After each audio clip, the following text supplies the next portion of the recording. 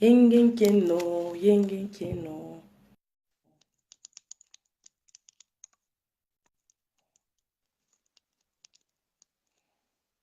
Yengenkeno, Mukambi. Matondo, boni bino.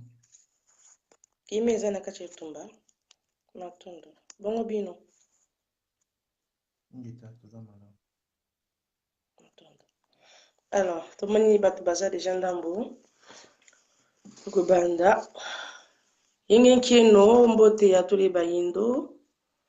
Ici, c'est Nengwa Tulundoki avec Nemoaila.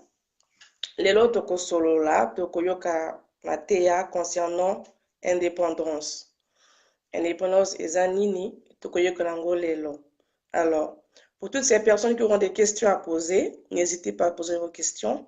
Et à la fin, le professeur va vous répondre. Nemoaila totiki bino maloba. Yengenkeno na banso, mbote na bandeko nyonso bakolanda biso lelo na nzela ya video oyo. Na banzi comme d'habitude, eza kaka biso Nemoaila Mwamba babundi na kati ya lisanga ya Vuvamu. Na banzi bozoka nga malamu ndenge watoyo Ingeta. matono mingi. Alors lelo tokosolola sujet na biso lelo tokolobela to bengi indépendance. Indépendance, tope to bengi bonsomi. Alors tolobaki mbaeleki ete mikolo nyonso bokomesa na kolanda biso na masolo na nzela ya ko interpeller na nzela ya kolamusa makanisi na biso bandeko kolandela situation na biso toza actuel, kolandela société na biso pe kolandela évolution na biso loposo moindo. C'est vrai tobandaki ba émission na biso to ba direct na biso na ba sujet belé. Mais le sujet sur le comme titre de indépendance. La fois dernière, tu as le mariage, total isaki, les ali, Kasi, pour l'autre indépendance, parce que l'autre toujours moins indépendance, ndeko tozo na ba définition tellement ébélée et moko na moko ayebi ndenge ya ko définir mo wana. Kasi lelo biso pe to ngaki pe to partager point de vue na biso na bino. Par rapport à moi, on a une indépendance, on a koyeba pour une indépendance, tant on y yaka, et on a une kota kakati na bon yabato. Alors, indépendance, au tobengi na lingala tobengi bonsomi, tobengi liberté, pe bongo na bongo. Na banzi ete, indépendance c'est un état d'esprit. Indépendance c'est un loko zali naturel, au tata mon kelito nzambe, a kotisa, pe atia na kati bikela monionso. Alors, j'aimerais bien que tout se référer à biloko eza simple. Au lieu que tout se référer à biloko eza compliqué ou ekubum sepso makanisi. Et pourquoi je le dis?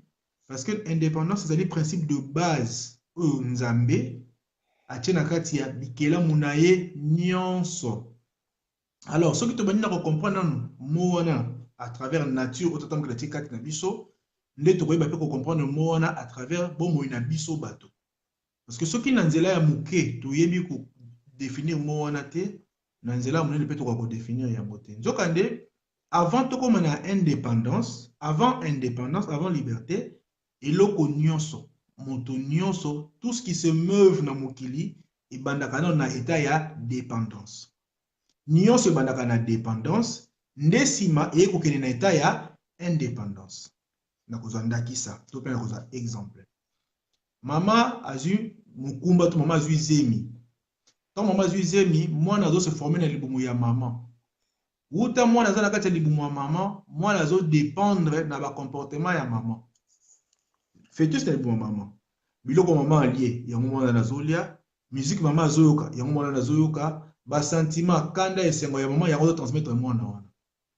Alors, tant mwana sko abimi libanda ya mama, ça veut dire mama qui a accouché na boti mwana. Tant que mwana, c'est considéré que mwana on a comme indépendant. Parce que mwana a collé sous la nzela ya nombril na ye, mwana faut aller na munoko na ye, mwana a ça mouvement na zoto maman mwana comme ça mouvement ya yemoko. Mais avant a comme réellement libre, a traversé période moko ya transition, ba yango dépendance. Et na dépendance wana mwana pour ka bana kolia yemoko, a non attaché na zoto ya maman. Kwa melamiliki o wuti na zoto anani na nzoto ya mama. Nyonso mwana azosala azodépendre na mama. Nzoka dépendance wana ya mama, mama azoprépare sikoyo mwana wana malembe. Ba muscle ezo makasi, mikuwa ezo makasi, ba estomac nyonso na kati na ezo forme pour que akoma sikoyo nini indépendant. Et koloba keno pour que mwana o awuti na libumu ya mama akoma na indépendance na ye à traverser période.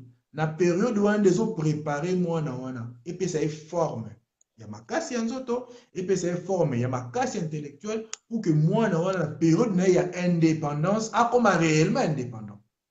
Et koloba nini mwana wa botami lelo c'est considéré que na 12 mois il faut atambola par exemple. Alors de 0 à 12 mois eza période au mwana wana azo dépendre nanu totalement na mama na ye. Pour que maman na ye a préparé pour que tant que tu na 12 mois mwana a raté ata phase mon côté na 12 mois ça nini atambola. To bena ina na sa nini atambola. C'est ainsi que maman ko accompagner ko pesa biloko kolia, maman ko accompagner ko sali ba massage, ko sali nyonso wana azo observer mwana pour que mwana tant que une année mwana sali nini mwana tambola. To mwana tamboli et ko bakeno mwana omi ko tambola na makasi na ye, omi ko tambola na énergie na ye, nzoto na ye komi ko fonctionner indépendamment.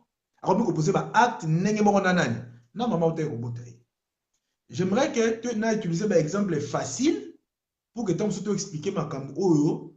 Il y a l'élo en fait. Tout que un exemple facile. Dans un exemple, Moussoussou. Nzeta aboti mbuma. Nzeta aboti mbuma. Nzeta manga aboti mbuma manga. Mbuma wana o nzeta wana aboti. Tant qu'à se détacher de nzete, à se dépendre na nourriture ya nzete. Ba racine ezokende ezopuiser ba élément ezopuiser ezonourrir mbuma wana to manga wana. Tango manga siko akoli akoki mukokoli na ye pe komi na période ya ko se reproduire lokola nzete oyo amemaki ye manga kosala nini ako se détacher na nzete. Tango se détacher na nzete ni koloba kena kokweya na se biso tokolia manga wana mukokoli na toko tokolona yango epesa isa nini eboti pe nzete ye pa komi na vie indépendante na vie ya nzete sika sa nini esika uti. Mais avant que ye pa comme na vie indépendante abimisa nzete na ye azaki no ko dépendre na nzete asala kinini nzete o ya botaki. Donc tout le monde ke no po longo na nzete o abotaki ye akoma na vie na ye moko ya liberté mbuma ya manga wana pe akangama kino na nzete pour que a se former azwa makoki azwa ba base nécessaire pour que tant qu'on se détache dans nzete tant qu'on ne kolona ye pe a reproduire la même espèce que nzete ska utaki. Donc je pense que ce qui est non na ba définition ya ba moana par rapport ya tant qu'on se dit sur lango boye et on permet de comprendre mieux ba mo o pe mokili auto vandi siko. Nzokande soki na kena on nzela ya ba nzete ndenge moko pe na nzela ya ba nyama. Même principe, même principe. Soso aboti bana. Ba pousser wana bazo dépendre na maman na bango. Azo musala batango bazo lia azo buka azo panza azo katela bango biloko. Boboki nguba mama badi ukatela bani ukatela nguba parce que bana ba komela nguba minene te. Papa a préparé bango ti bana bango moko ba ukatela nguba ba komi indépendant bana baseni ba kesa la vie na bango. Donc pour nous comme on a indépendance, mon qui na période de préparation où il y a comme réellement indépendant. C'est de la même manière biso pe bato. To botama ki na ndaku, to zala ki ba jeune, to zala ki ba na mike, to ba adolescent, ba lo bito ko na 18 ko minani, ko majeur. Donc comme majeur il ko ba ete moto comme so capable de la liberté na ko so ba ya ça ba oh ya lingi ya ko même ya ko voter. Mais de 0 à 18 ans, to le qui na préparation. Ba parents école tout ça qui na dépendance ya ba boti na biso ba former biso tant que tu 18 ans to bimi sikoyo bato après avoir être formé pour que biso peut comme ba parents lokola ba papa na biso pour que biso peut poser ba acte lokola ba nani lokola mikolo nzoka na suba exemple oyo simple pour que tu comprendre tant que situation OP actuelle biso to za na mona eleko oyo nzoka lelo biso ba peuple paix. Donc, et là, on a vu l'exemple, il y a moi, le même exemple, c'est le même tina niveau, il y a peuple, tina niveau, il y a molongo, il y a mouki. Donc, bisope ba indo.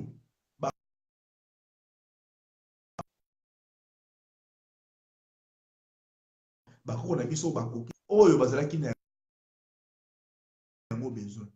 bakoko na biso bazwaki ba réponse na mokili o bavandaki. Mais alors biso pasi na biso ekoma ngonga nini? Parce que le toujours la koloba mingi mo indépendance, Afrique aza indépendant, Afrique aza indépendant. Est-ce que réellement Afrique aza indépendant? Alors to mekano ko sosola malamu neto yeba soki réellement Afrique aza indépendant. Alors tant au colonisateur aïe, tant au colon aïe, le colon a monaki biso tozalaki libre. Nous avons la liberté tozalaki na yango face à le colon, face à Mundele, Mundele a quitté pour faire face na biso. Alors, pour que Mundele fasse face à biso, Mundele fallait que ça il a boma biso indépendance, à rendre biso dépendant. Alors, pour nous rendre dépendant, et les kolobanini, à se servir dans notre biso physique. Parce que ce qu'on se servir dans notre biso physique, tant que mon libre biso est libre, tu peux trouver toujours une solution, une alternative pour se libérer. La base de se faire comprendre malamu penza na neto sur la secours. Donc, Mundele kama epai na biso, akutaki biso, abile beso na bila kanga bato osinga.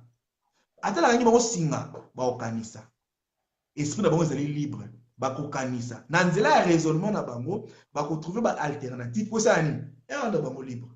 Ba ko utiliser force ya penser na bango, ba rendre bango physique pour que ba koma réellement nini libre. Alors Mundele alobi nini? Pour que na dompter bato oyo, na kotala bango na ba muscle te. Il faut dompter bango spirituel, mais il faut kanga milimo na bango. Parce que ceux qui milimo na bango et kangami, automatiquement banzo na bango ils ont bloqué. Parce que ceux qui ont bloqué mon raisonnement, ont bloqué mon kanisa, ont créé dépendance. Alors sous indépendante na raisonnement na ye. Batilo dépendance. Raisonnement comme ko bloqué, muto ke musikate, mbalamoko au limité penin. Champ d'action non au limité pen zoto na musoni. C'est ainsi que pour rendre Baïndo dépendant, pour bloquer Baïndo, il lui fallait ce qu'on amener pour la Baïndo, ce qu'on appelle le livre révélé. Le livre est révélé, l'évangile et l'église. C'est ça la arme ya liboso, oyo Mundele a utilisé qui pour rendre biso dépendant. Pour boma indépendance aux aïkat na biso, to koma dépendant. Je vais m'expliquer. Mutu azali libre, mutu azali libre de réfléchir. Quand on est libre dans la réflexion, on a la liberté à poser des actes. On a la liberté à quand on va passer information à analyser. À pour na ninia côté parce que liberté c'est le niveau à penser. On a libre, on a la facilité à agir. On a la facilité à poser des actes. Mais on a libre surtout a comme la difficulté à agir, comme la difficulté à poser des actes, comme toujours à buter dans le système. Et le système maintenant qui a fait que Africain a l'ongola indépendance katinaye va créer dépendance katinabiso, le système c'est la religion. Et là on besoin moi tant que religion est parce que photo bango et religion aza ennemi ya liboso ya baindo. Et je vais m'expliquer on a ba ndenge nyonso na ba langage nyonso pour que biso ba déconner to meka peno pour réfléchir parce que ba émission na biso tous la but te ya ko léser bino tous avons un souci que tout peut s'adnoper temps bon mais kako kanisa tout mais kako réfléchir parce que le fait même ya ko boya ko réfléchir c'est cette dépendance là va checker na biso donc va bloquer biso pour que au kanisa que tu aies même peur de réfléchir et cette peur de réfléchir ils ont empêché au avancer ils ont tiré biso dans même endroit. Alors maintenant qu'est-ce qu'il fallait? Il fallait pousser le noir, il fallait pousser l'Africain pour pousser à kanisa qu'il ait peur de réfléchir. Et comment pousser l'Africain à avoir peur de réfléchir? L'Africain est religion. Dans l'Africain religion, alors le système de vie de nos ancêtres, c'est un système de vie libéral, dans la nature, liberté de penser. Alors, dans religion est bomi liberté de penser. Religion est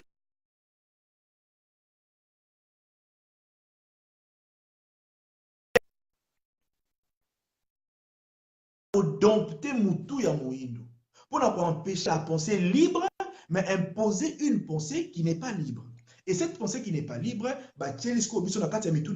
inculquer les lois de la Bible, inculquer les pensées de la Bible. Est-ce que Moutou soit avancé, obligé en avançant, il faut se référer à na onin, na o Bible lobaki, na o ebaïbse qui est l'église, na o batangisa qui sont dans l'église. Alors, tant que vous se référer à l'église, et ça l'est et si ici makasi ya donc si makasi ya moto et rendre moto vulnérable et rendre moto hors état de nuire moto na comme le kola eloko moto na comme le kola nia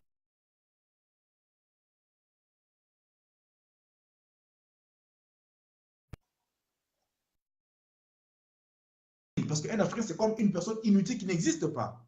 Pourquoi? Parce que Africain va bloquer Moutou Naye. Et pour bloquer Moutou et Africain, c'est le cas de religion.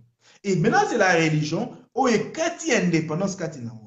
Parce que si la liberté de l'individu, ils se retrouver dans le niveau à penser, ce qu'on peut dans cette liberté, il y a la religion. Maintenant, c'est cette religion maintenant, donc, parce que il faut qu'on soit dans la religion. C'est la même manière, que ce soit dans l'islam, que ce soit dans le christianisme, même dans le bouddhisme. Toutes ces religions, tant qu'ils n'ont pas ils ont imposé de façon mokoboye. Donc ça veut dire qu'on nous a dit ceci.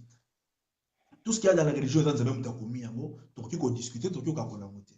Et autant un discours, il y a roi Léopold II. Le roi Léopold II, c'est qui est missionnaire. Pousser les Noirs à croire et non à réfléchir. Pourquoi pousser les Noirs à croire? Parce que ce qu'on pousse le Noir à croire, on crée dépendance. Mais ce qu'on pousse le Noir à réfléchir, on crée indépendance. Parce que Motomundo a douté. Le fait à réfléchir et créer doute. Le fait à réfléchir, il va se poser des questions. Le fait à réfléchir, il va se dire, mais non, pourquoi ça a été? Mais il fallait maintenant il fallait il faut que tu croies. Il faut ndima. Alors, tant aux ndima, automatiquement, et l'omolio, automatiquement, tu n'existes plus. Parce que tu es obligé de croire à tout. Donc yomo cause même pas la liberté. Donc, cette liberté-là, cette indépendance-là, aux akati na biso, oh, tata mokela, akati na biso, c'est et koufi. Parce qu'aujourd'hui, quand on parle de l'indépendance, tout le monde a dit que Congo est indépendant, Afrique est indépendant. Non, tant que nous avons c'est simple pour que tout le monde a réellement nos bisognos sur ce qui réellement fait Afrique est indépendant. Tout le monde ensemble. Donc, indépendance, nous allons au Katina yo, babomi yango. Donc, l'indépendance Katina yo babomi yango, ça veut dire que l'indépendance est comme ce qu'on libanda na yo kutu, kukanisaka no kutamoti. Parce que vous avez la carte, il y a des bananes qui la commune. Maintenant, qu'est-ce qu'il fallait? Il fallait qu'au boma, comme ça, la coupure, il y a liberté aux akatinamo. Et comment faire cette coupure? Maintenant, il fallait imposer la religion. Il fallait imposer le christianisme. Pousser les Noirs à croire et non à faire quoi? Et non à réfléchir. C'est comme ça que Moutoumou doit communiquer à croire.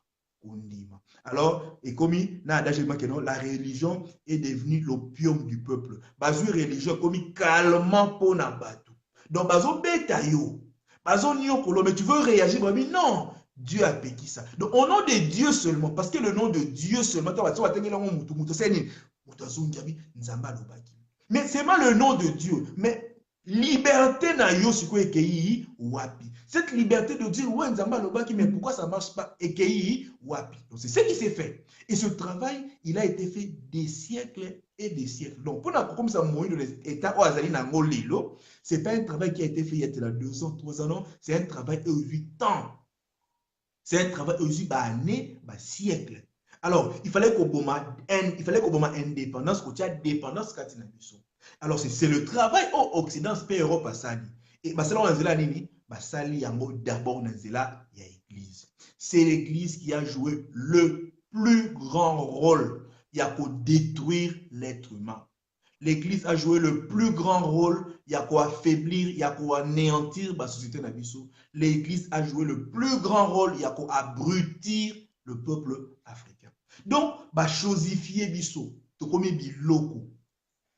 Donc, na kit, donc, par rapport à l'église, moto moïno na kit ils ont la valeur par rapport à moto. Parce qu'il y a mon kit, écoute, Moussa, qui dit que je te sers pour vendre, mais moto monde ne même pas pourquoi il existe. Ça, c'est la religion. Donc, inculquer une forme, une logique de pensée. Et cette logique de pensée est bloquée Mitou Nabiso. Et parce que bloqué Mitou Nabiso, on n'est plus libre de nos mouvements, tout est bloqué. Et maintenant, le Mundele qui avait fait ça, et Mundele le lois existait. Le Mundele existait en Afrique. Mundele a formé des auxiliaires. Article sur auxiliaire, pasteur, sango, politicien. Parce que quand je parle de l'église, non, quand je parle du système de l'église, il y a les pasteurs, il y a les sango, il y a nos politiciens, il y a tous ceux qui sont là pour nous.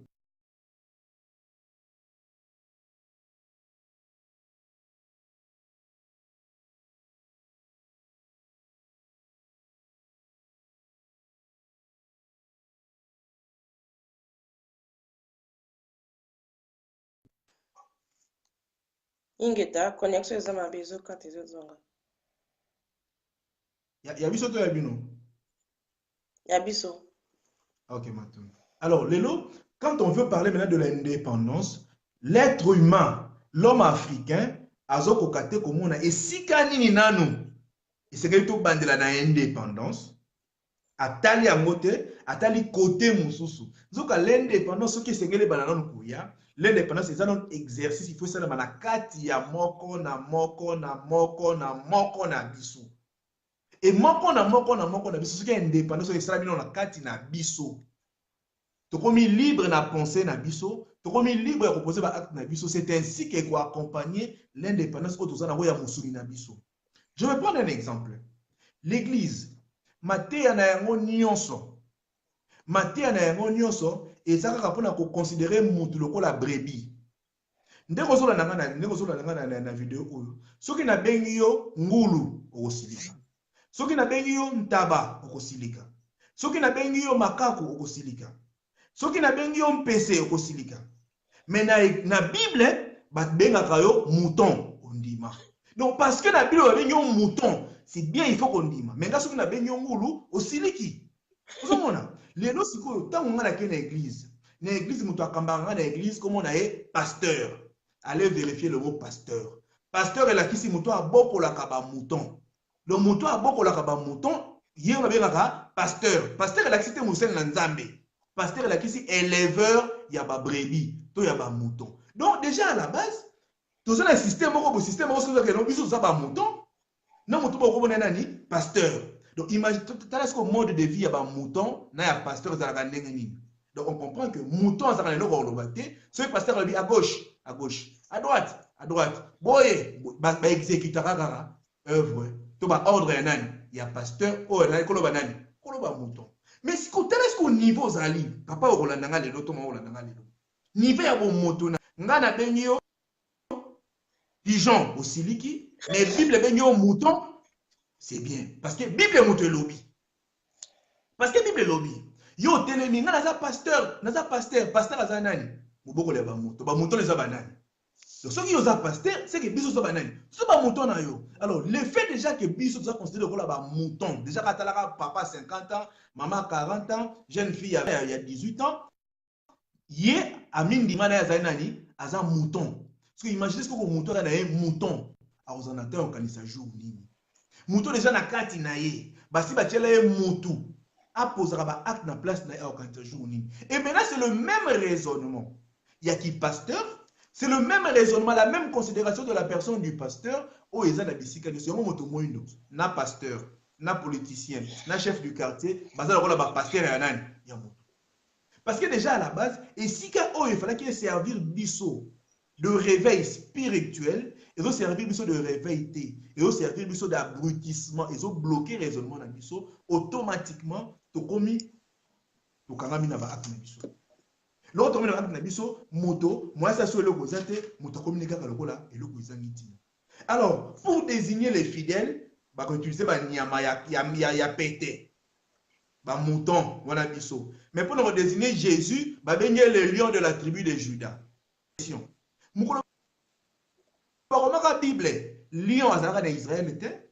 Na Israël kuna lion azalaka te. Parce que terme lion, il y a la période ni tant on y ekotaka wana. Et c'est le roi de l'Obabio, les dauphins de la tribu de Congo. Dauphin à fleuve Congo à la Parce que ceux qui dauphins à fleuve Congo à la Parce que yon dernier aux la dauphin na Congo.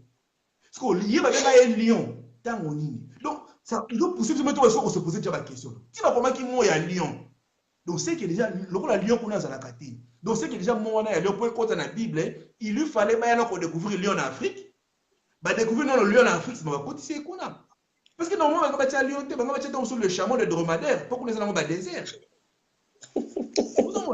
Mais parce qu'on nous empêche de réfléchir. Parce qu'on nous empêche de réfléchir et tu vas dire Nabamo.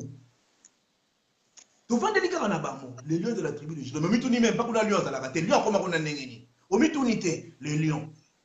Yonan, mouton. On a pigeon, au siliki. Donc, comment déjà, mouton déjà andimi na place il y a mouton. Parce qu'on a cassé un mouton, ni négociable. Mais qui bon mouton? So ce qui bon mouton bandi ko sala kati non, est-ce que mouton a réfléchi ça? Mouton a exécuté ça à sala kanini? Mouton exécuteur kaka ordre, il y a pasteur. Mouton à sala kaka ma pasteur a zoyi c'est à gauche, à droite, Kangama, telema, lala, boina boy, le kala. Lia matiti.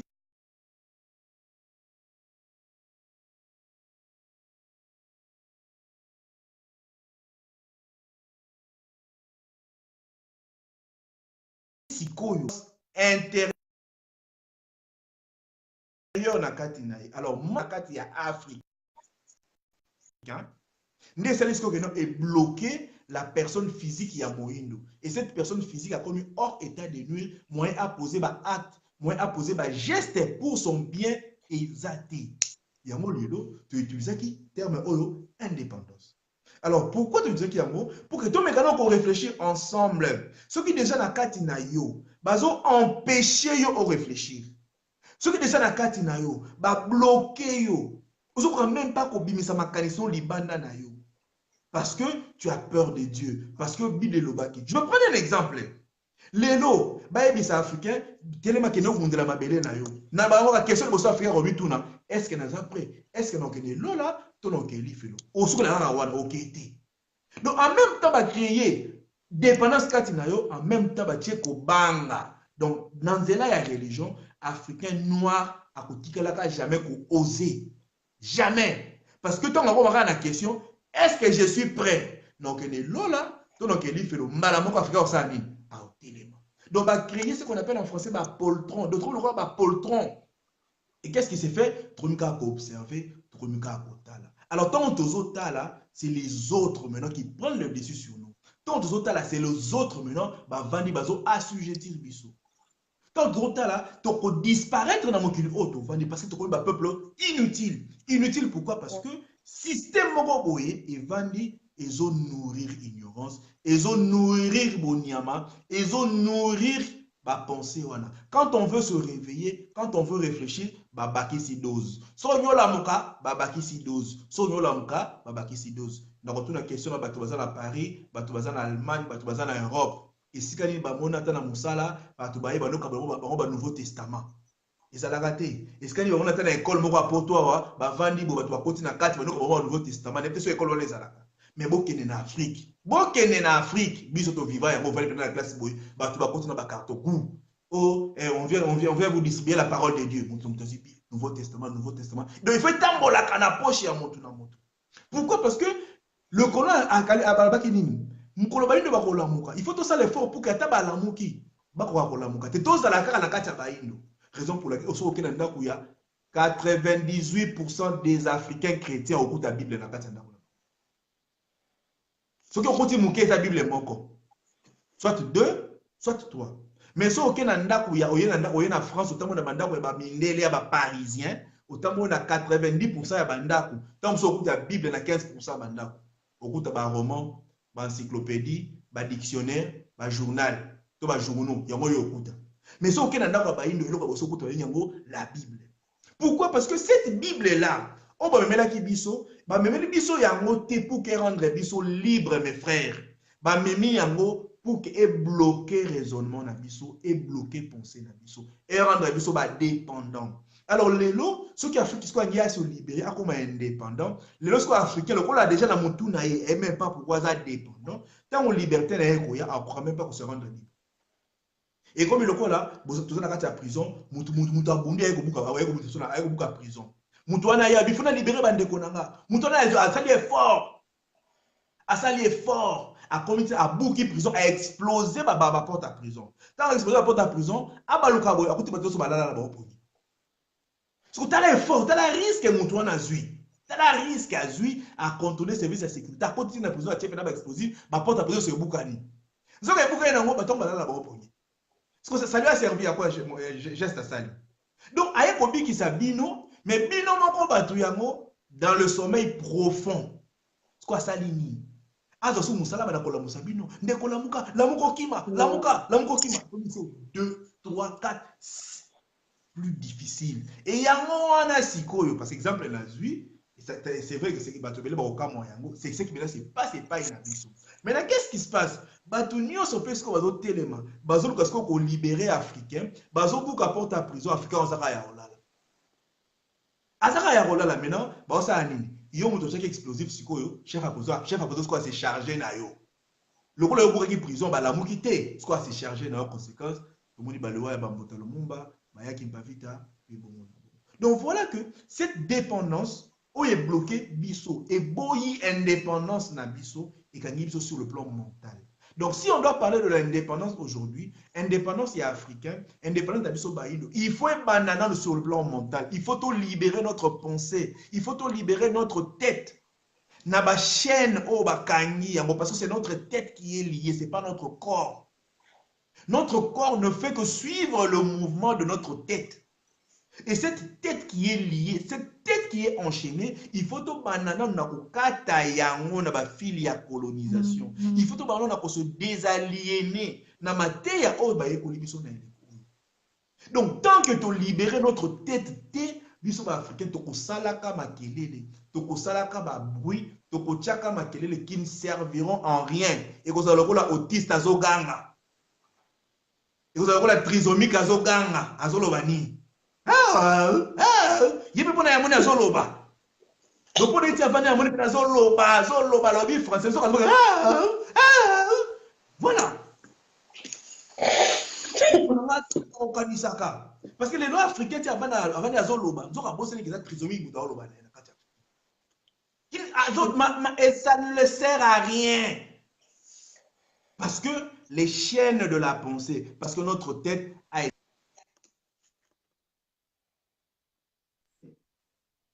Et cette tête qui a été enchaînée et bloquée, biso, moïse a commis limité. Papa, maman. Et quand on parle de l'indépendance maintenant, il faut tout y parce que l'indépendance, il faut tout bande la yango wapi. Si réellement il faut tout comme un libre, wapi et si que c'est tout bande la indépendance na biso.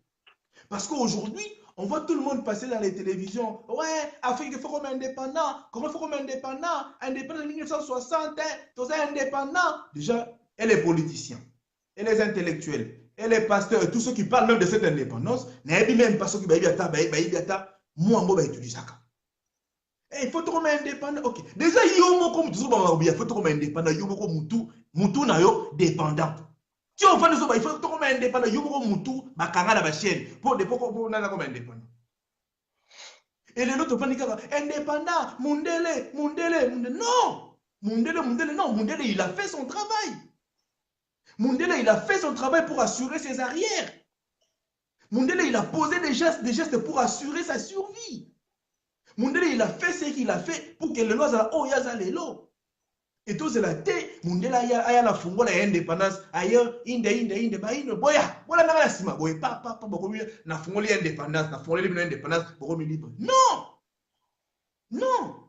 Si on va parler de l'indépendance d'Abisso Bayindo, il faut d'abord tout changer façon d'Abisso ya pour réfléchir. Tout booster ba raisonnement d'Abisso. Commençons par critiquer ba enseignement au eza la kati n'Abisso. Ce qui monte na kati na ye, aza incapable ya ko réfléchir.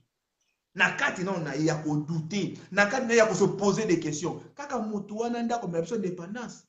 Kaka mutu wana ndako loba ke nonga na ye na enseignement ya indépendance. Non. Si tu veux réellement parler de l'indépendance, il faut qu'on nous kati na comme nini. Et comme indépendant, soit liberté à critique. Soit liberté à raisonnement. Soit liberté ya koloba ya kokanisa. Ce qu'on a la liberté ya kokanisa, on est indépendant na nous tena kati na yo. Alors par là, ça là tika kotia makelele ya pamba qui ne serviront en rien. Ba de konanga poli ça tombe sur le binde moi pas de l'orgueil. Mais je pense que il faut tout bandana no wana pour que toi banana ko délivrer mi tout na biso. Voilà, parce que le christianisme est sali un travail de fond. De fond. Moi, na biso en Afrique, ceux qui m'ont abotami nzela liboso balakisaka ekodim. École de dimanche. Bana nyonso nzela ekodim. Kuna ke bazo lakisaka nzembo ya Yesu, bazo yembisaka banzembo ya Yesu. Tant ekodim esili azongi ndako. Akena école, cours à religion. Donc ekodim ezile dimanche, cours à religion. Même baindo. bah, il dit même pas que même le système scolaire de Tangaka, classe en Afrique, qui avait accès à l'école, c'était d'abord les religieux. Il fallait être catholique, chrétien catholique pour avoir accès à l'école catholique. Il fallait être chrétien protestant pour avoir accès à l'école protestante. Il fallait être chrétien saluste pour avoir accès à l'école saluste. Biso teng na l'école protestante, tu as système, bon, biso bien que c'est trop tard, mais même biso imposaki biso ango. Moi, j'étudie dans une école protestante. Ben imposer nga malongi, ben imposer nga na baptême na école wana. Donc, pour avoir accès à la connaissance, bah obligé de donner la foi. Vous demandez, bah sakani na biso en fait. Bah obligé de donner la foi, tout se convertir. On se obligé de nous conversion, on se convertir. On dit que dans la carte à l'église, nous se fait par la foi. Il faut le faire ingeta. Bon, c'est ok, ce qu'on a école, donc on boit makam. On le faire ingeta. Bon, ce qu'on a école, on le ingeta. Et bon, on a bataille politique, donc on boit. On le faire ingeta. Et bon, on a vie sociale, on le faire ingeta. On le faire, oui. Parce que déjà ici, qu'il faut traiter, ton mental va bloquer à bon dans le reste. Voilà. Donc, pour nous détruire, l'arme, utiliser l'arme à ma casse, on va utiliser comme on a mot, la Bible, le christianisme. Et frapper, dans Moutou ya Moutou. Et Simba, le cerveau ya Moutou. Et atteindre ton esprit. Parce que ce qui continue l'esprit na yo, et rendre yo vulnérable. Et rendre yo inutile. Et rendre yo inexistant dans la société où les eux existaient, les lots. Mais aujourd'hui, indépendance, tu vas dire tout le monde indépendance. Maintenant, allons-y comprendre. Tout à l'heure, Batounio sur Batelema, comment il y a indépendance, sans avoir la kinini. Pourquoi? Parce que Batounio sur Batelema, comment il y a indépendance, bah, il y a beaucoup de prison, il y a beaucoup de balala. Ce qu'on t'a là, imaginez là, n'a moyen d'aller dans la prison, la bouki de prison, il faut faire 10 millions de prisonniers. Bon, on se balala. Na baluka boshiko, armée ya bakolo prison na sima mokongo nanga, ba osana ngani. Réfléchissons ensemble, ba osana ngani. Or, bino, il fallait vous prêter la main forte. Na kuti bino bolali. Mais prison, c'est Boukani. Ce qu'on a simanangai, armée bakolo prisonnier. Bon, ça n'a pas balini. Raison pour laquelle, Batounio, so oba, tellement qu'il y a indépendance en Afrique, bah, sakani na bamote. Bah, tikeli bamotante. Ils ont été lynchés, bah, bomi, bah, on a banenga mabe. Pourquoi? Parce que, bah, enyo so wana, bah, yé, bah, bouki, bah, prison, bah, kuti peuple à lali. Nzoka, c'est un travail de fond qu'il fallait faire. Et ce travail de fond, Esaïe nous constitue dans éveil à conscience, le réveil spirituel. Kobongo la mateya na mutu ya moto. Koyebisa moyindo que non, le bleu que tu vois, c'est la bleu, c'est la noir. Le blanc que tu vois, c'est la blanc, c'est la rouge. Voilà, c'est par là qu'il fallait commencer. Et c'est d'abord ça la vraie indépendance. La vraie indépendance, elle est spirituelle, elle est mentale. Quand on parle de spirituel, non, elle est d'abord mentale. C'est cette liberté de réfléchir, liberté de penser, cette liberté, il y a pour ça là-bas, analyse. De dire oui, de dire non quand il le faut. Ce n'est pas de dire non à l'extérieur, sur aucune église, tout est oui. Non, parce que c'est cette pensée qu'on a tout est oui. Tout est oui. Nzoka, ce système-là, où l'église et le gouvernement en Afrique, va trouver encore dans la Bible. Ce système, il y a esclavagisé biso et ça va principe où il va qui dans la Bible, où bango bazo exploité à la loupe. Mais le même système, sur le petit pasteur congolais, a péché explication spirituelle. Alors, ce sont les écritures spirituelles. Il faut les comprendre avec les langages spirituels. Donc, on peut se verset moko. Nous allons lire ce verset ensemble. Donc, on a la version en mot français. Donc, on a la lingala. Donc, on a Éphésiens, chapitre 6, verset 5 à 7. Na autant on en français parce que la comment qui a ngoboli misanga.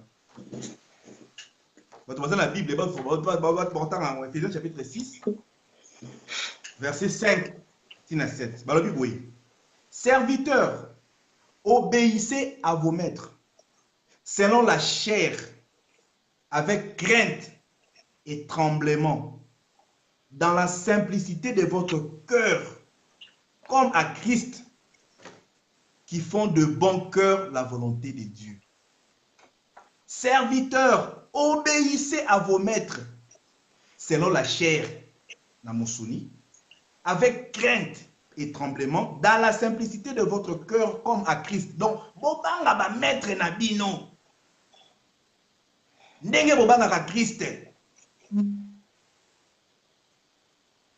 Comme à Christ, qui font de bon cœur la volonté de Dieu. Servez-les avec empressement, comme servent le Seigneur et non des hommes, sachant que chacun, soit esclave, soit libre, recevra du Seigneur selon ce qu'il aura fait du bien.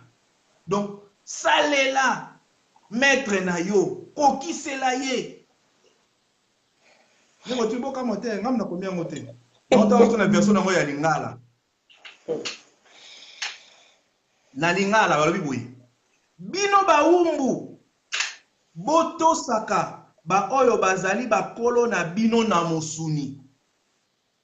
Nakobanga pe kolenga. Nakobanga pe kolenga. Na bosembo ya mitema na bino, do bino baumbu botosaka bango nakobanga pe kolenga na bosembo ya mitema na bino. Lokola nde epai ya Kristo. Donc ndenge bosala epai ya Kristo bobanga bango.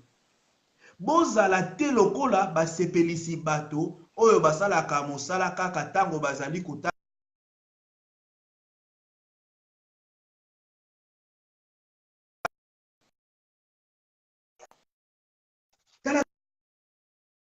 bazwi biso lokola baumbu. Alors zoka siko baumbu ya Kristo wana biso ato bateyaka biso yango pasteur azosenga yo obanga ye. Donc yo faut banga ye ndenge obangaka maumbu ya Kristo. Ndenge obangaka Kristo. Nzoka na ye pasteur, na ye politicien, bango nyonso bakangami na eloko oyo. Ils servent qui? Ils servent leur maître. Et leur maître c'est qui? Et ça va te bon à pouvoir. Comme la politique, comme la religion. Donc, ce sont des textes oyo bango moko bakobaki na mikanda na bango oyo bazo appliqué à la lettre. Parce qu'aujourd'hui, l'Afrique est dirigée par l'Église. C'est l'Église catholique qui nous dicte. C'est l'Église catholique derrière tout. Ce que nous sommes aujourd'hui, c'est les fruits de l'Église catholique. Et l'Église a joué vrai. Je pèse bien mes mots. Et l'élo, tout comme en plein 21e siècle.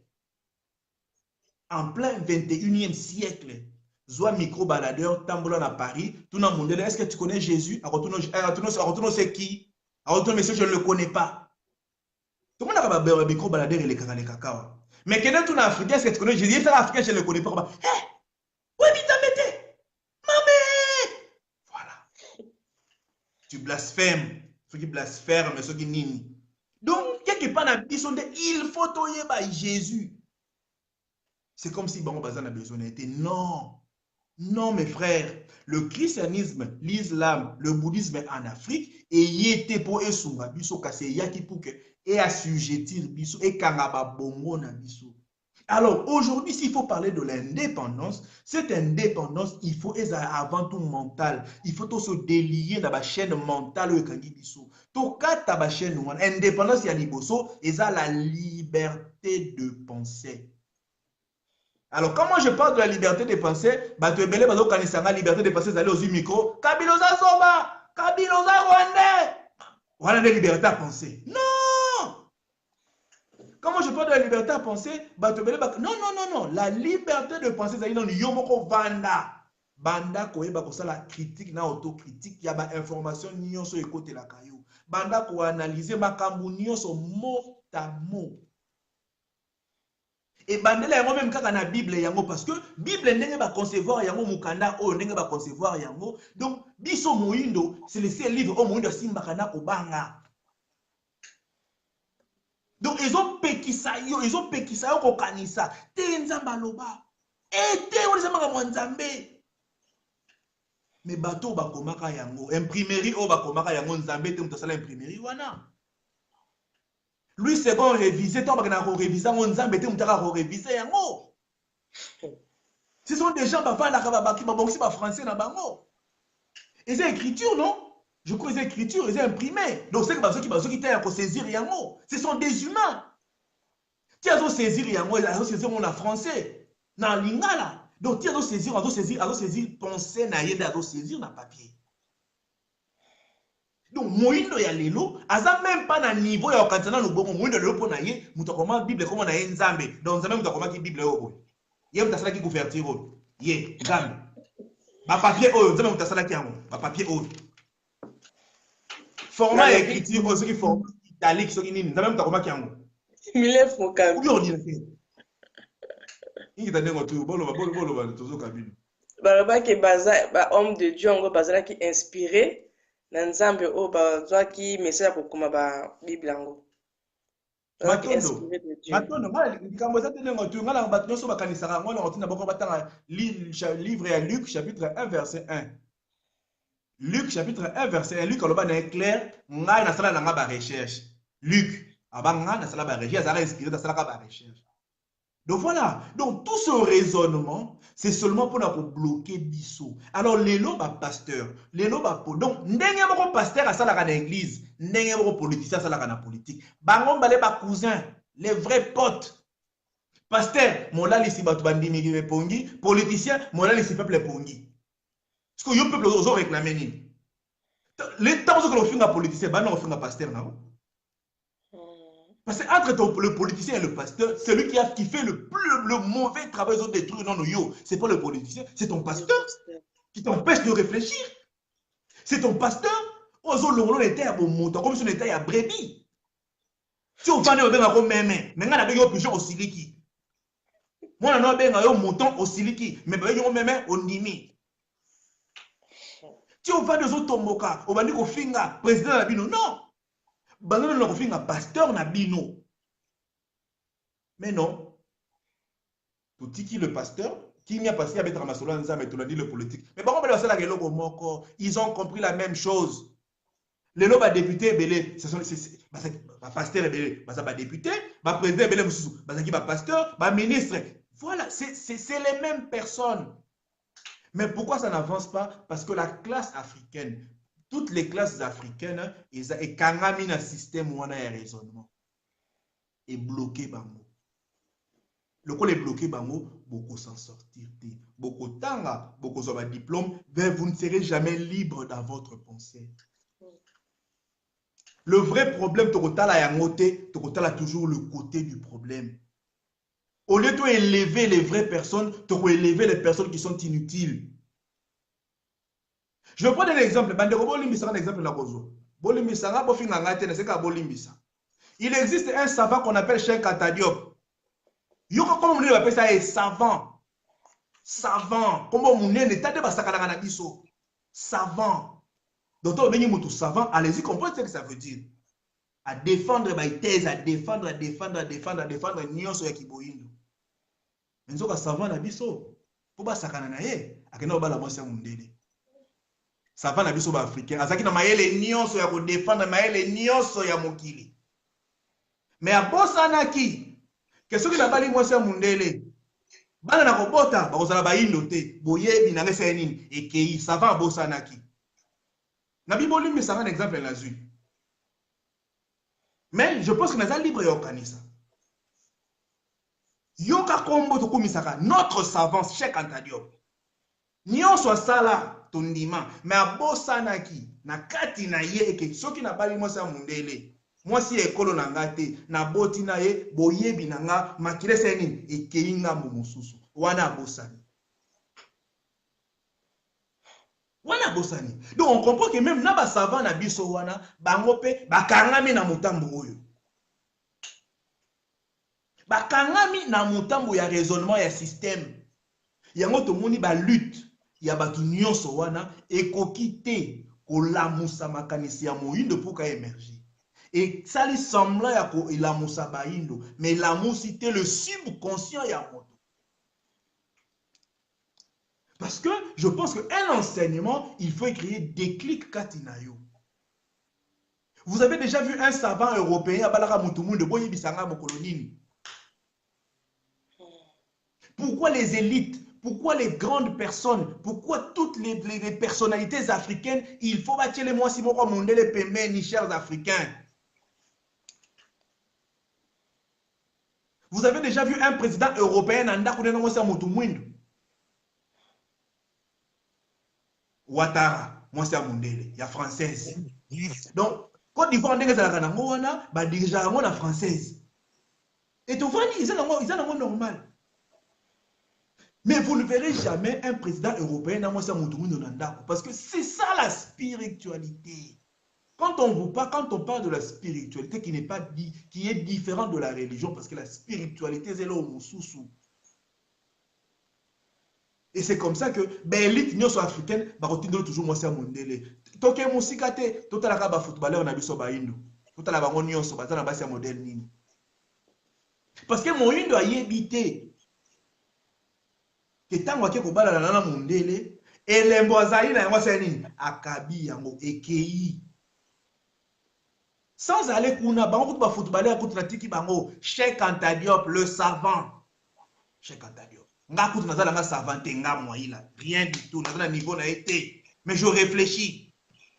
Il y a ce qui est un cadet, il y a ce qui est un cadet, il y a un hiéroglyphe. Il y a ce qui est un cadet, il y a un neptilien, il y a ce qui est un quand il y a un canis, ça m'a camon, il y a un canis qui a monté. Ah, mais tout canis, mes chers frères, tout ça, quand il y a indépendance, il faut, et ça avant tout, mental dans notre pensée. Mais je pense que nous devons réfléchir. Ce sont ces pseudo-personnes grandeur au moment où peut-être c'est la même manière de Nelson Mandela. L'icône Yamokili. Au monde a fabriqué les bisous comme un modèle de la société africaine. Parce qu'à servir rien. Et ça, Morin Machel l'avait dit. Les jours où vous verrez un blanc parler de bien à moi, sachez bien que ce jour-là, moi, je ne vous ai jamais servi. Je vous ai trahi. Ceux qui te moni mindele ba vandi ba mettre ba solo ya kitoko pour la personnalité africaine, tu vas que bato wana baza inutile pour na biso. Ouais, bravo. Inutile pour na biso. Ça c'est vrai. Ceux qui mindela vandi azo kumisa moindo, azo pesa ba éloge, moindo la za mutu inutile, c'est un danger pour les Africains. Moindo là c'est un vrai danger pour les Africains. Mais le lot vandi va créer les bisos psycho. Donc, mais non, mais c'est éviter, éviter. Donc, biso tu peux comme ça, mon a créé les bisos comme baton. Biso pour na ba modèle la biso la société, mon a créé les bisos ba modèle la société la biso. Ya qui pas vite, o azika qui na moto pona ba indo, mon la lingité, ba créer les bisos anuarite na ngapeta. Ba indo faut comme ça, anuarite. Mais il y a qui peuvent faire pour la bonne la biso, battre biso qui anuarite pour nani, il y a parce qu'il y a kofa qui vierge, ba bimane pas soda boyaki. Qu'est-ce que ça a à voir dans le buka baïd? Qu'est-ce que ça a à voir dans anuarite vierge, na virginité na qu'est-ce que ça a à voir na bolobola moi baïd? Et il y a une église catholique qui ça rapport la biso baïd. Donc maintenant il faut dire que il y a qui pas vite bosana. Ba créer les biso ba kanja. La kanja. Nyamana mumpe. Ba créer les biso yi. Pour nani? Pour andima yi ko na ko garder foi.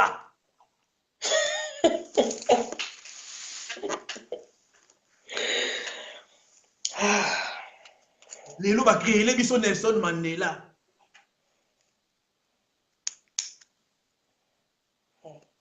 Ça c'est une injure. Ça c'est une injure. Ceux qui ont créé sur le droit de Nelson Mandela, c'est qu'ils ont des injures dans Lumumba, ils ont des injures dans Thomas Sankara, ils ont des injures dans Samora Machel, ils ont des injures dans la lutte, il y a Mbuta Machwa. Ils ont finga milimo ya batwana. Mais pour la finga milimo ya batouana, ba ko finga yango intelligemment. Intelligemment, ba créer le personnage na bango, ndenge ba créer biso pe l'homme o ba commissaire biso chaque antadiop. Bolé mais ça nga ba égyptologue, en tout cas bolé mais ça.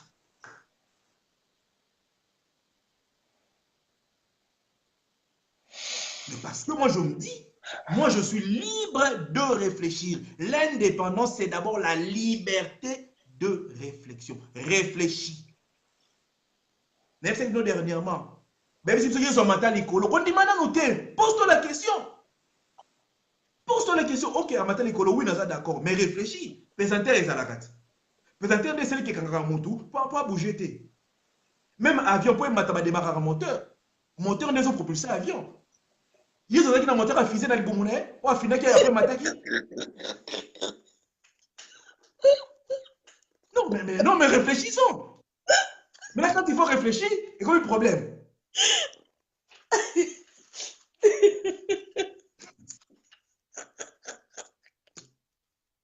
Attends, moteur à fusée dans le Boumouné. Donc, quand on va son matin, l'écolo, c'est comme ça, il a filé le moteur, pas. Accueilli, mon bébé. Non, frère. Avec la parachute au Congo. Non. Pose-toi la question. Parce que présenter des alaki, donc pour moi, donc c'est la katana, donc c'est présenter les katanaki. C'est présenter les katanaki, donc c'est que nabanda, nabanzete, na yemoko, na nyos salakini, et qu'il n'est dans l'espace. C'est quoi un matin qui pas comme mani? Na tous les qui me question, un matin qui pas comme mani. Alors ma lune, alors ma étoile, alors ma soleil. Mais on se croit organisateur, papa. Ndé on se t'a la maison pour organisateur. Ndé na lui mon balabo yolu kino, il blasphème.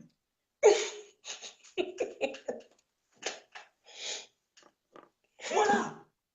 Donc nga na pe na âge na ngai, ba bisanga kino Adam utapesa banzete nyoso mokili ba kombo. Nga na âge na di modèle wana. Yo poto ndima yango. Kikala kasa, et bibi mikolo, et comme le minene, Adam va quitter la porte de kikala kasa.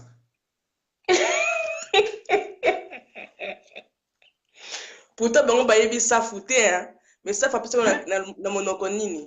Histoire ya Adam eza la Mésopotamie, eza na Irak. Na Irak on mona safu kuna, na bilolo, na misili, Adam e bakango. Mais pour nous berner, parce qu'il faut qu'on kanga raisonnement à tout le monde, Adam ou tapé ça bien sur mon kiliba combo. Dans le monde entier, Tambola Adam. Le salaire du péché, c'est la mort. Et bon, on s'en salaire qui n'est pas en koufa. So sautant en koufa, ça les amène. Nzete tant le koya, ça les amène. Nzete sur moi qui wapi. Qu'est-ce que il va bloquer dans le koya? Qu'est-ce que vous expliquez moi ici? Ok, le salaire du péché, c'est la mort. Téléphone, no koufa. Téléphone, le péché, c'est la mort. Pardon, mon câble. Mais, tu vendeli na kati ya buzoba. Non, tu vas dire parce qu'il a remis qu'on réfléchit si quoi. Il y a c'est qui ça est. Donc, bakani mitu na biso na buzoba et karami wana donc mutu ko kanisa te croire seulement. Tu n'es pas indépendant dans ta tête. Et tu penses que tu peux l'être dans ton corps. Et tu penses que tu peux même l'être dans ce que tu fais. Tu ne le seras pas. Avant de l'être dans ton corps, sois d'abord libre dans ta tête. Moutouna est la libre des mouvements. Ta tête est la libre. Parce que toutes les inventions qui existent, ce sont des gens qui ils ont réfléchi. Toutes les inventions qui existent aujourd'hui, voilà la preuve qu'il y a libre dans Moutou. Scandale. Ce que vous avez comment on a gagné?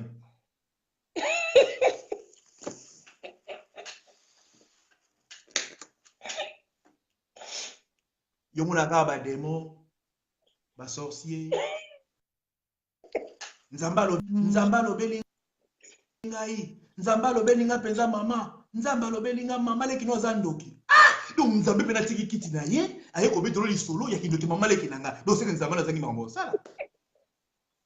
Na pasi ya baindo ba omona lelo na pasi ya baindo ya lelo yo nzambe pena dini ko se révéler pas na yo pour l'action qui ndoki amona nanga c'est que nzambe na pena franchement toto lukile kombo et c'est ça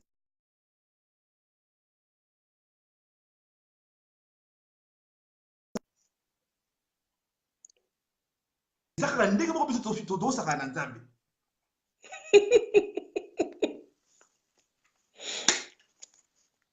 parce que admettons toto imagine ka ndenge to ba créer nzambe donc nzambe pena tiki kiti na ye Dieu m'a dit, ok, il t'a dit quoi? Dieu, le créateur du ciel et de la terre. Ok, là, nous étions manga, nous étions mbila, nous étions safu.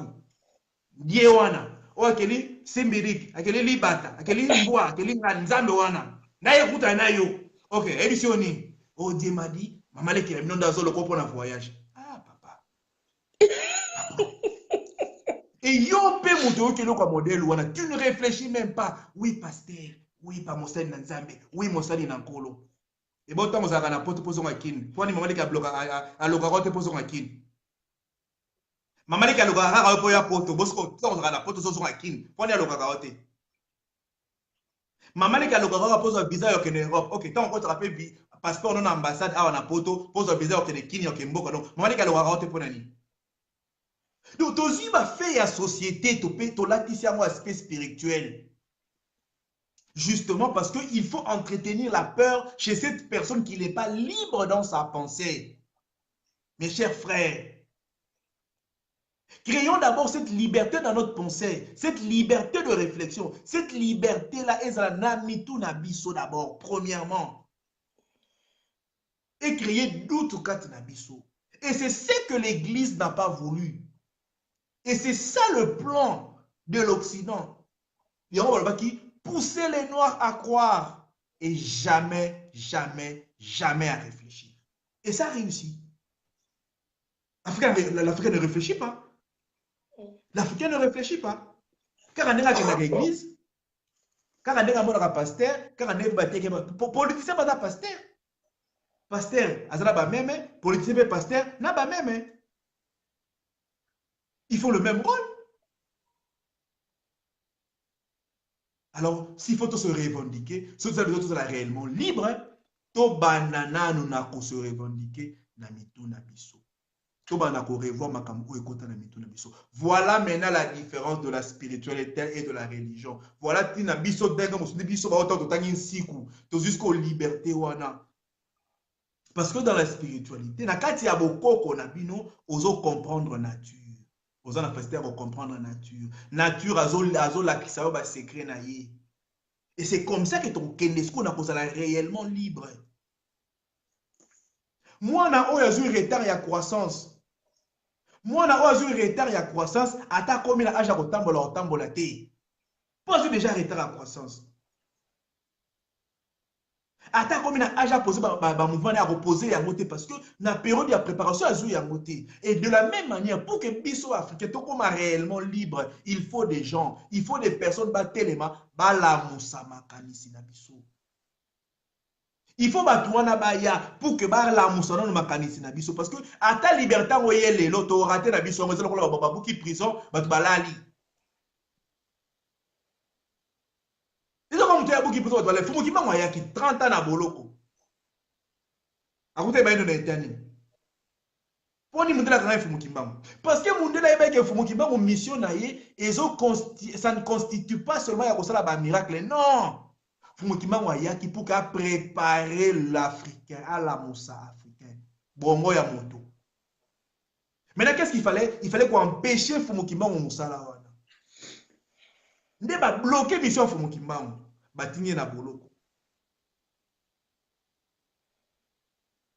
Yango lelo, tous les leaders africains oh ba qui na ba idée ya kolamusa Afrique va se retrouver devant ba inconscient.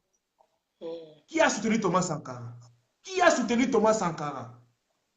Même son propre peuple, nani yango telema ki pour soutenir, nani telema ki pour défendre yé mukolo Thomas Sankara, nani a telema ki?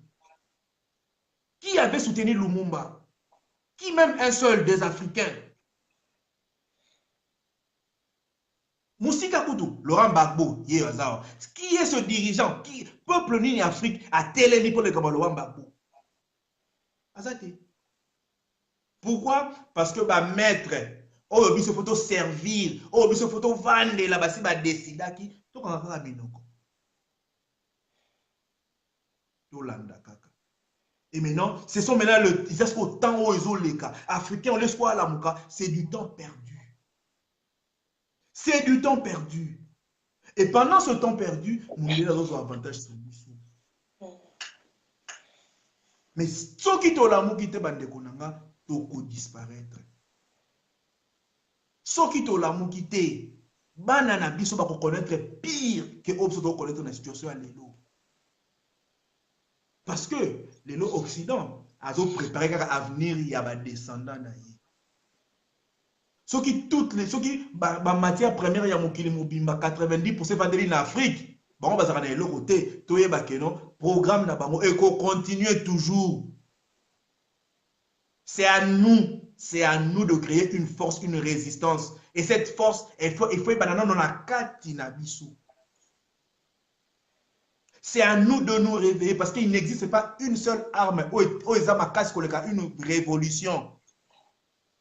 Et la révolution, bah ça la monde ba inconscient, c'est pas des inconscients, bah ça la révolution. Mais l'élo, tellement matin, il y a Bible côté trop na kati na biso, partout au Kanzara l'esprit la Bible. Partout. Partout ça a l'esprit la Bible. Bonjour maman, comment tu vas? Dieu fait grâce. Je vais bien par la grâce de Dieu. Et ça a mis noko ya ba Congolais. Non, malamu ki malam. Na malamu ki malam na ngolu ya Nzambe. Ça c'est quel raisonnement ça? Oh, je vis par la grâce de Dieu. Toi, tu vis par la grâce de Dieu, toi? Toi, tu vis par la grâce de Dieu? Oh, ce que tu as paiement. Hier, tu as payé un paiement. Maman, kanga zolo nao. Ça n'a pas kanga zolo. Parce que hier, ça hier, tu as payé un paiement na zolo na so ka ben. So ka ni zolo la yo, on va dire 10 minutes, on va s'étouffer. Au coup, si tu respires, si tu vis, c'est parce que ton corps, il est en fonctionnement, il est malade. Ce qu'on bélit, nous autres, nous fonctionnons de mon côté. Ce qu'on bélit, il y a à côté de nous autres, non! Mais t'as là, nous, non, mes frères, non. Il y a société, il y a les petits raisonnements, t'as le raisonnement africain. Naza bien par la grâce de Dieu. Qu'est-ce que Dieu a à voir na bien na yo? Dieu a vandi na kiti na ekuna na makambo bela za na moya kosala ya vandi tala makambo na yo. Qu'est-ce que ça rappelle dans Zamba?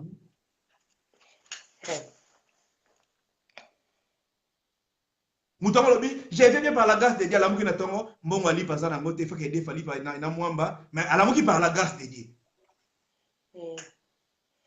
Allez, on a mal à l'obo. Mais par la grâce, mais il faut arrêter. Il faut arrêter. Ça, ce sont les méfaits à christianisme. Méfaits à l'enseignement au côté Sénébiso. Au épomi bomotoka tinabiso. Et tikibiso est au tikaliba éternel dépendant. Alors, l'élo, l'Africain ne fera rien sans que Mundele acha bénédiction na ye. Mundele azosaye na biso nyonso. Même Kotanga, il nous a imposé un système scolaire. Kolia, il nous a imposé. Kolata, il nous a imposé. L'éducation, il nous a imposé. Il a tout imposé. Même Kotonga Bandako, yenda comme modèle à suivre. Dans tout et pour tout. Bino Foboya Verrier, il y a un la fois dernière, talaka papa la chose à Sungesu, a comment président chose à Banamike. Mais les lois Emmanuel Macron, ceux qui descendent à pouvoir wana, à Rokende, à Robete na Matama. Il y a des fois que le voilà Emmanuel Macron, mais Emmanuel Macron qui ne luka été. Et Africain, on est normal. Donc, on est africain, ça songe ça inutile, ça maille l'état à Zoba. Emmanuel Macron est maillé. Vous savez, on va côté sur le mitou. Donc, Africain, comme ça, la nuance, il sera toujours en bas de l'échelle. Et tout ça, c'est la politique qu'on est biso. Tout se déconsidérer. Alors, ceux qui déjà ont se déconsidérer. Mukoni ne pas la muka. Ceux qui déjà yo, ont un complexe na yo. Mukoni ne pas se rendre libre. Vous avez un complexe de Mozambique. Tu as que tu as kabelo souki abatu bakufa. Mais c'est complexe. Tu as vendu tchaka tchoko. Mais c'est complexe. Tu as vendu zobena mamanzaka. Mais c'est complexe. Qu'est-ce que tu crois? Qu'est-ce que tu crois? Mais c'est complexe. C'est que ton limite bâton, chez nous, il n'y a rien. Il faut qu'on imiter. Il faut prendre chez l'autre. Et parce qu'on a détruit tout ce qu'il y avait chez nous. Nous voulons nous réveiller, chers frères. Commençons par reconstruire notre tête. Commençons par nourrir nos cerveaux, nos cervelles. Comme ça, tu as un liboso. Tu as besika to wuti, tu as besika to okene. Tu as discours. Le travail est un travail personnel. Mais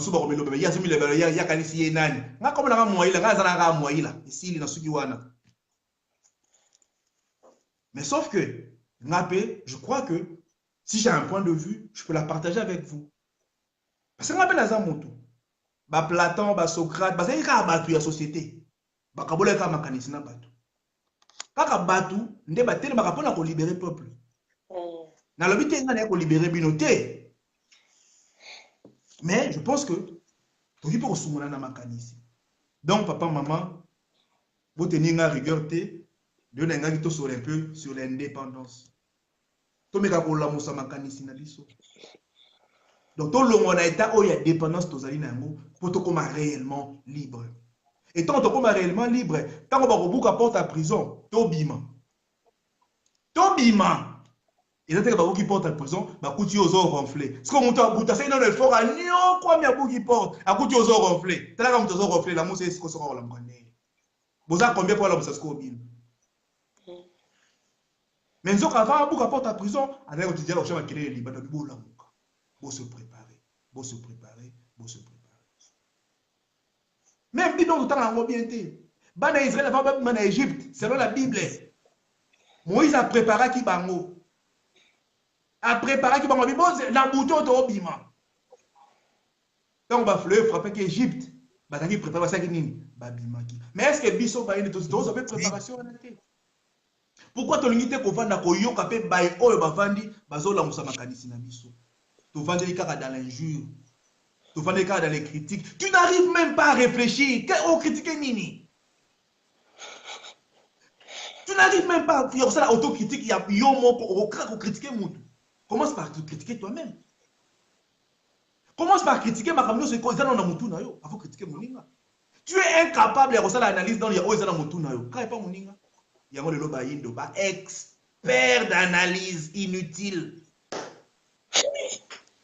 Azana diplôme, il y a modèle nini, mais Moutou inutile. Des gens inutiles maintenant, bah diplôme. Des batouana, bah modèle à société, bah modèle à suivre, des gens qui nous servent à rien. Parce que na bango, nanga, na biso, to fani kana ta société, on a comme on dit la la pour. Papa, maman, to la muka. To l'uni indépendance na biso, to la muka. To la musa makanti na biso. Total banda na critiquer information ni ce que l'on a vu. Ce qui bébiso le cambo après kota critique ça.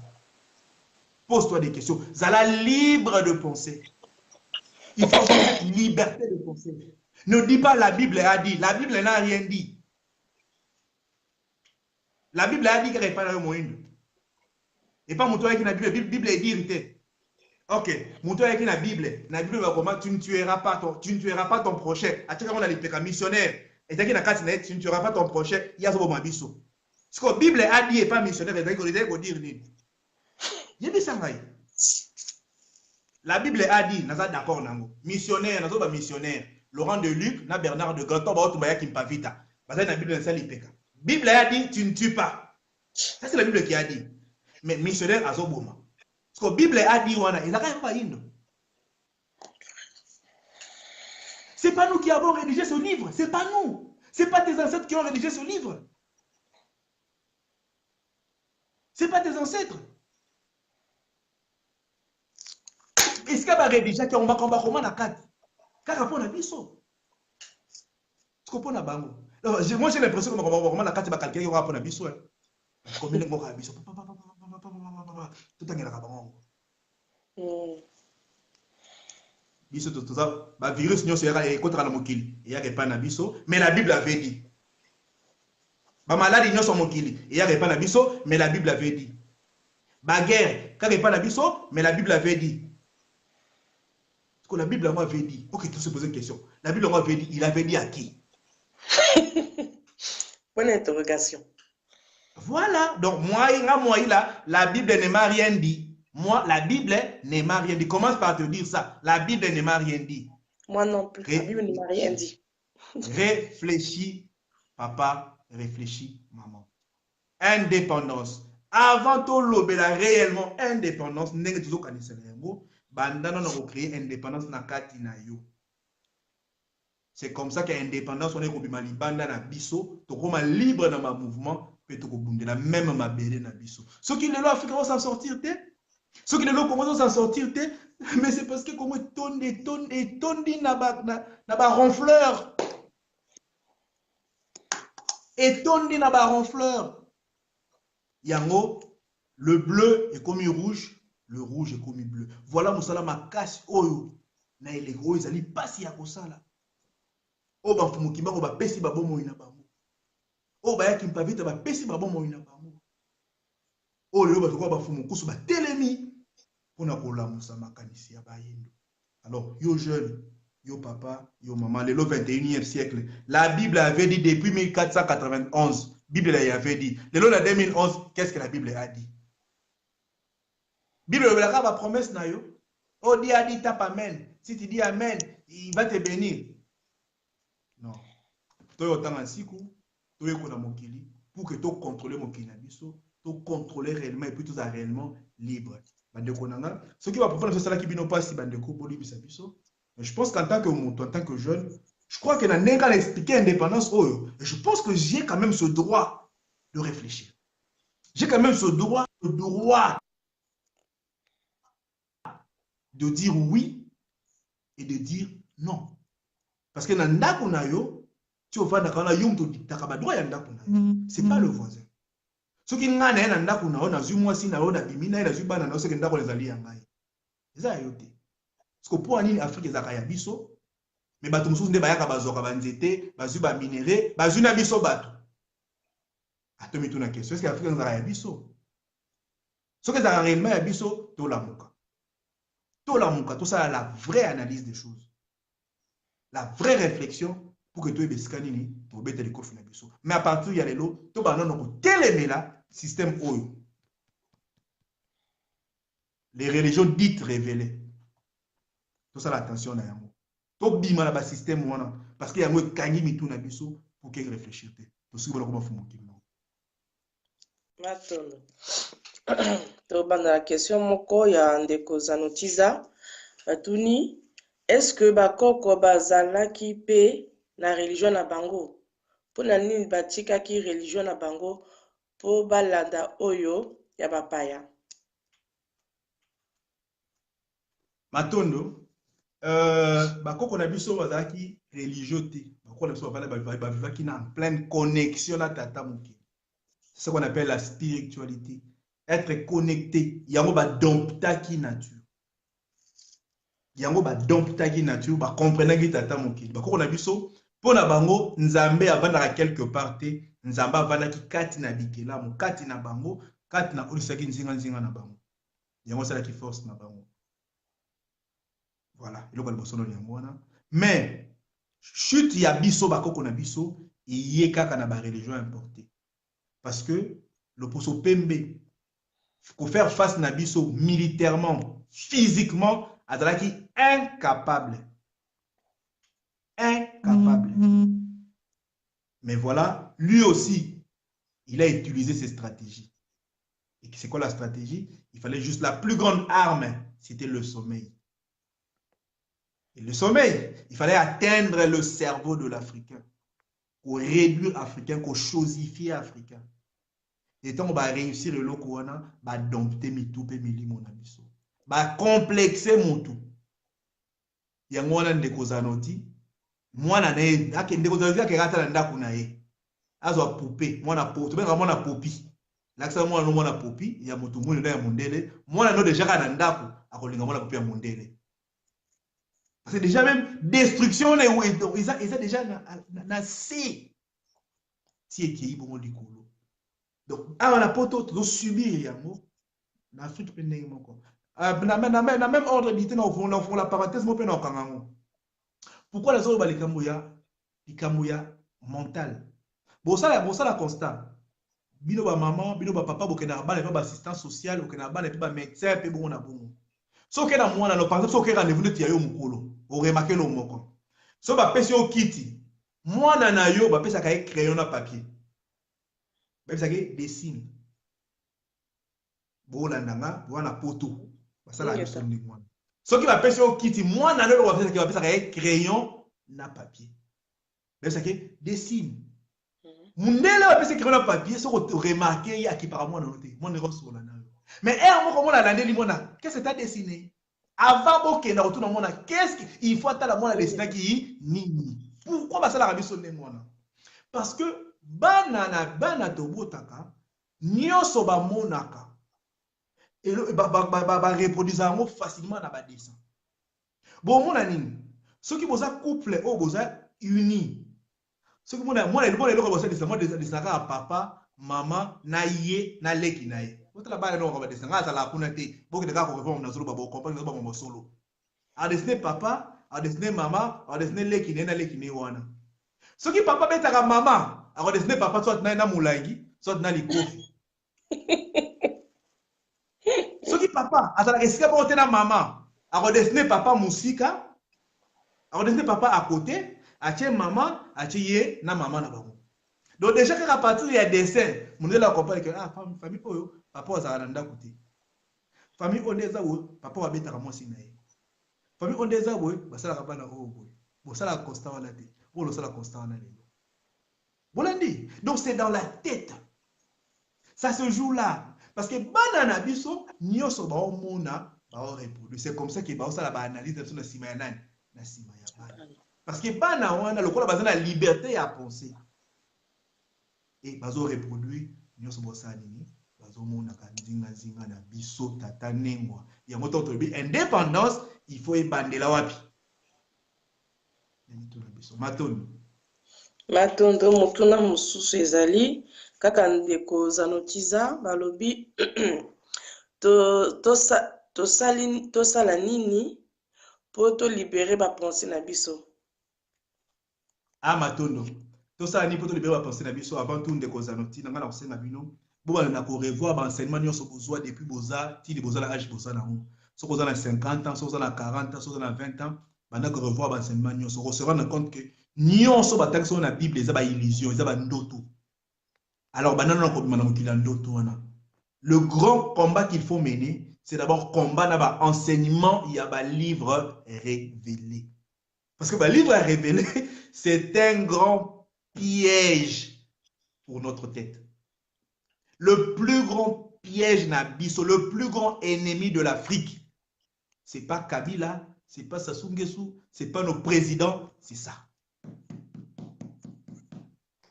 C'est ce raisonnement, l'ennemi de l'Afrique et l'ennemi de l'Afrique. To bandana na kolongola makanisi na biso na lignée o basi ba tracer les biso ya mukanda oyo to bimanango. To bandela no wana. Et après, on comprend mon kili. Mais ce que vous osez mutuno kangi so na mukanda oyo, on comprendra ka jamais mon kili. Pona yo nzamba zalaka na lola, yo okede kokutana naye. Nga nzamba zalaka na lola te. Nzambe nazalaka naye, na vandaka naye, na vivaka naye. Oh nzamba lobaki créer l'homme à notre image. OK, kaka moto, ebongo mbisi. Aza image anani? Ebongo mbwa, ebongo nzete. Ebongo muchopi, ebongo mbinzo. Wana ba image anani? Ya Satan? Te, nyonso image anani? Image naye, matondo. Matondo. Balobi po ilisusu toujours ndeko Zanotiza. Balobaka ba pasteur baza bakengeli ya bapate. Donc bango nde bakengela kabiso elakisaka nini? Matondo. Na oti kotanga babi il faut servir maître na yo. Ata zo nyokola yo, Ephésiens chapitre 6 verset 5. De kozaloti banda quelqu'un otanga yango siko, ndo comprendre siko. Donc, système au monde la sala qui a pour entretenir biso, monde la ebe que non article la éternellement te kovana en Afrique. Vous comprenez que non, avant les années 60, sanga mutu mundo zalati. Ba sanga no zaka mindele. Ba sanga ba to mwindu ba ya après. Ba to sala ba messe na ba kit na biso no Afrique zaka ba sanga mindele. Même le bena bango moko jala na bino ajala pena yo. Et ça parce que ba sanga no ba zaki na difficulté ko ba linga na ki Congo. Même ba bango rapide zalaki te. Yo ba zaki ko ba ba bébé. Yo so mona papa na ba bébé. Sanga mundelo mona ba bébé, c'était anormal. Qui n'est pas ça en congolais. Est-ce que c'est bébé? Parce que balandi ba mettre na bango oyo ba yaki na Afrique, o ba zangi na difficulté ko ba lingala na ki Congo, o ba zangi ko ba na tonalité ya malembe pour que ba ko articuler ba makomba zoloba. Yango le papa Mosengo na age na ye, le ba bébé, ba kala so ba ba bébé. Bolandi? Donc voilà. Sikoyo, lokola mindele ba kendaki. Il fallait qu'il suite ya mundele sa nini et continue. Maintenant mundele format qui batu mwindo. Ba mindele ndombe, a formé ba auxiliaire na ye. Da formé ba mindele ya couleur mwindo. Ba pasteur, ba politicien, ba élite. Parce que quand je parle de ya église, église tout le monde encore chasser ba démonter. Église ezali na église wana na politique, na ba élite na biso. Tous vont faire partie de la congrégation moko na église. Et bango wana nde ba ko perpétrer œuvre topé musala ya colonisateur topé ya l'opposition. On ne connaît ça. Ça se passe en Afrique nyonso. Afrique mon côté azali libre. Et non, même pas un seul pays nyonso ya Afrique ezali dépendant. Et même pas pays moko ezali indépendant de l'Afrique. Mais to lo bara indépendance, il faut to yebela ba forme na moto to yebela ka. Matondo. Matondo, otoya mususu kaka ndeko na biso. Balobi tango balobi Bible eya ki ko rendre biso indépendant. Dépendance ya nzambe to ya mindele. Matondo, Bible comme si c'est dépendance et pas nzambe te mais pas mindele. Parce que mundela yeba ki que tanga discours ya roi Léopold ABC pas missionnaire nini. Bokende kuna, c'est pas qu'ils connaissent Dieu. Ba yebi nzambe. Et puis, ba yebi bokoko na bango. Mais bino, bozo kenene bo yinisa bango ba nzambe na bango. Donc, but ya Bible, pe ya Christine Zali, ko yinisa mondele bo nzambe na ye, moyindo bo nzambe na ye. Alors, ceux qui moyindo a renier identité na ye, automatiquement, moyindo a un soutien spirituel. Ça veut dire quoi? Tant que tu as une connexion spirituelle avec le molimo na bango, nous avons besoin de réponse. Alors, tant que vous avez en déconnexion spirituelle avec le molimo na bino, la réponse est sauter. Donc la réponse est sauter, la réponse, la solution, la réponse est si vous avez connecté physiquement na muto ya bon sabino. Parce que la réponse na bino na réponse sabino. Parce que même le système démocratique to ça où tu as. Le cravate to là ta où tu as. Le système scolaire to ça là où tu as. Donc on est dépendant na programme ya mundele na totalité na yango. Et voilà, il est bloqué biso yango matondo. Qu'est-ce que c'est suka? Oui, comme ça ya suka. Il reste pas qu'on une box. Inquiète, toujours ndeko na biso za notiza. Balobi est-ce que makambo oyo ba pasteur, ba politicien etc. basalaka bayebaka yango to bazalaka ba ignorant. Matondo, na ba pasteur na biso, na ba politicien na biso, 90% baza ba ignorant. Pourquoi? On peut prendre un exemple de Gozanoti. Un général congolais à quelle formation na ye en Allemagne. Il y a la générale, il y a la militaire pour défendre Congo. Parce que formation militaire na est en Allemagne. À celui-ci, ba policier général. Tant qu'on a na Congo. Guerre continue na Congo. Ako défendre intérêt ya nani avant tout.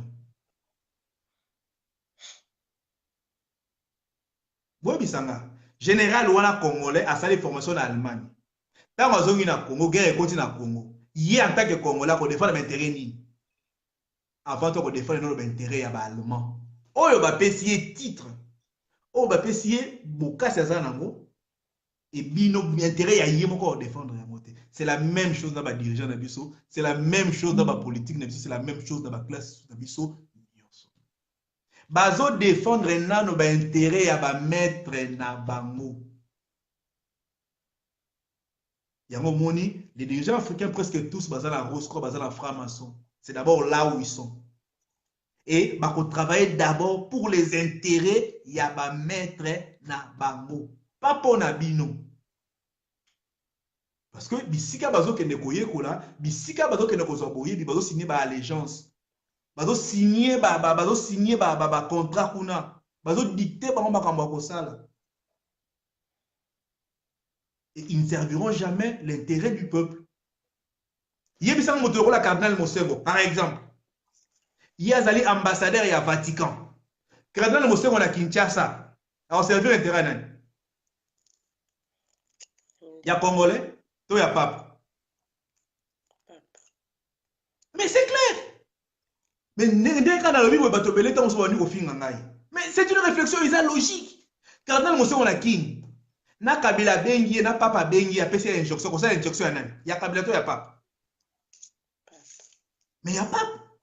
Sango na Kinshasa. Alors c'est l'injection il y a Cardinal Mosengo. Voilà. Or, ce qu'on nie les ont entretenu passe en Afrique. Mais c'est l'église. Na truchement ya banane. Na truchement ya batu oyo. Basi ba tcheli biso. Voilà ba dekonanga. Tango ekoki to la musama kanisi na biso. Matondo na banzi mweza ki mutuna suka oto ya noli. Ba deko bazala beso mituna. Ba contacter biso inbox. Ba deko bazala beso so na biso. Ba contacter biso to kozwa temps to solola pe to yekola. Ba dekonanga. Tulinga qui était à travers la page sur les jeunes s'interrogent, tout pousse à la première nabino pour que tout pousse à nabino à la réflexion et à raisonnement. Bokanisaka, kokanisa, c'est simple. To longwa, to bangakate, tout à la libre dans le mouvement spirituel à penser nabiso, c'est comme ça que tout délivrer misuli oyo ya biso. Ceux qui s'engolent ma sola tout son ami c'est pesi bino, biso tout ali ba futuka, ngana zali mubunel sanga ya kuvamu. Alors, dans Paris, nous avons un Vitry-sur-Seine, 66 rue de Seine. Vous voyez qu'on a beaucoup de temps, c'est tout le temps solo là. Peli sous tout temps ça siku, vous voyez tout qu'on a siku tout temps siku pour te bala kobundela, ou là moi mabele na biso. Alors pour na bongo, tout ça on comment fumu kimba. Matondo, on vous remercie. Na ton obo accordé biso pour na koyoka maloba oyo uche pa mkonzi. Matondo, beau partager, beau hésiter de contacter biso ceux qui besoin bituna. On va répondre à toutes vos questions en privé. Et si vous voulez nous rejoindre là où nous réunissons, c'est à Vitry, la rue 66 avenue de la Seine. Bah, koyaka na train, bah, du RRD, bah, kiti na Maison Alfort, bah, du bus 217, direction Vitry. Boye, eza musika te bobengi. Sur la page, il y a toutes les références, il y a l'adresse. Et un numéro de téléphone, Bruko Benga, pour expliquer bien ce que c'est Tukutanaka tous les samedis. Matondo pona ton abino bakorde biso, tukutana liso sur mokolo oyo koya pour te partager maloba oyo. Matondo biso to s'occuper wana. Matondo.